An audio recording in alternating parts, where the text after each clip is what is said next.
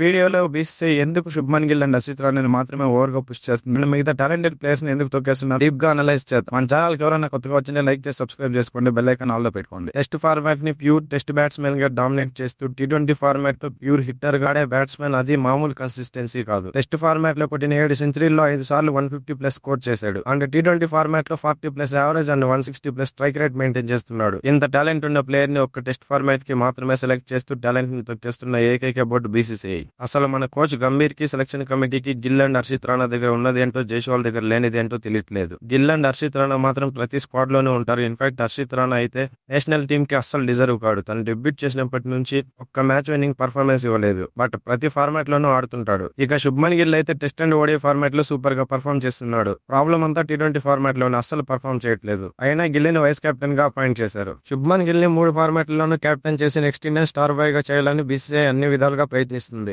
ఇక్కడ బీసీసీఐ ఒక్క విషయం గుర్తుపెట్టుకోవాలి, ఇప్పుడు క్రికెట్ చూస్తున్న ప్రతి ఒక్కరు ధోని, విరాట్ కోహ్లీ, రోహిత్ శర్మలకు ఆల్రెడీ ఫ్యాన్స్ అయి ఉన్నారు. ఇప్పుడు వాళ్ళు శుభ్మన్ గిల్ ని యాక్సెప్ట్ చేయడం ఇంపాసిబుల్. అందుకే బీసీసీఐ గిల్ ని ఆడియన్స్ మీద రుద్దుకుంటే మంచిది.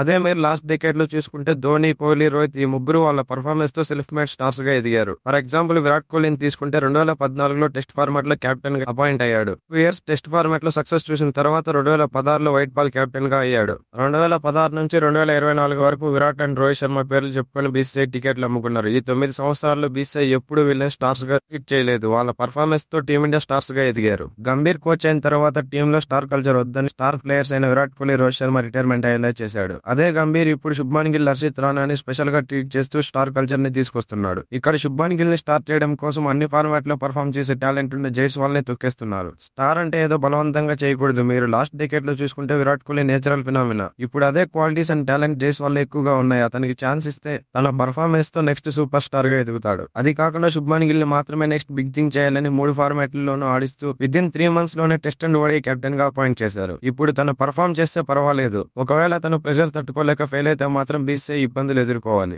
అదే మీరు ఆస్ట్రేలియా లాంటి టీంలను చూస్తే వాళ్ళు ఇలా టికెట్స్ అమ్ముకునేందుకు ఒక్క ప్లేయర్ ని స్పెషల్ గా ట్రీట్ చేయరు. పర్ఫార్మ్ చేస్తేనే టీమ్ లో ఉంటారు. బీసీసీఐ కూడా ఈ స్టార్ కల్చర్ ని పక్కన పెట్టి పర్ఫార్మ్ చేసే ప్లేయర్స్ కి ఛాన్స్ ఇస్తే వాళ్ళే స్టార్స్ గా ఎదుగుతారు. లేదు మేము ఇలానే ఉంటామంటే ఇంకో 10 సంవత్సరాలు పడుతుంది మరో ఐసీసీ ట్రోఫీ గెలవడానికి. ఇక్కడ శుభ్మన్ గిల్ పర్ఫార్మ్ చేయట్లేదని కాదు, తనకన్నా బాగా పర్ఫార్మ్ చేస్తున్న జైస్వాల్ లాంటి ప్లేయర్స్ కి ఛాన్స్లు ఇవ్వట్లేదని. ఈ మిస్టేక్ రెక్టిఫై చేసుకుంటే టీమ్ ఇంకా స్ట్రాంగ్ అవుతుంది. ఫైనల్ గా బీసీసీఐ ఎన్ని చేసినా పాలిటిక్స్ ఆపితే గానీ సక్సెస్ అవ్వదు.